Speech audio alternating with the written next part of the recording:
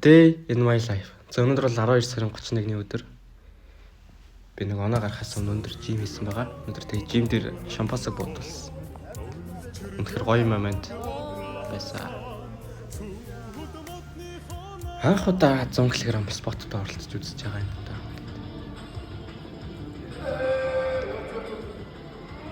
Өмнө нь бол мэдэхгүй яриг шахацсан. Тэгээ тэрнээсээ жоох урам зориг аваад 100 оролцож үзмээр санагдсан. Өндөр бол хөл ихстэйсэн. Тэгээ орж ирээ жоохон контр дота ганц хоёр тоглолцоод тэгээ ах их чих руугаа шинэнэ гаргахаар явсан байгаа. Нэг иймэрхүү хоол ширээцэлтэйсэн. Тэгээ дүүтэйгээ жоохон Mortal Kombat PlayStation-ээр тоглосон. Би ихтэй нэг тоглолттой болохоор дүүтэй ялагдсан. Зэт. Тэгээд найзтайгаа видео кол хийгээд шинэ оны минь түргээд тэгээд Discord руу орсон чи Kazuya Happy New Year гэнэ. Тэр надад яад юм бол зам мэдэхгүй. Тэгээд дахиад өөр Discord орсон чи Amite Dota тоглож идэв юм яа.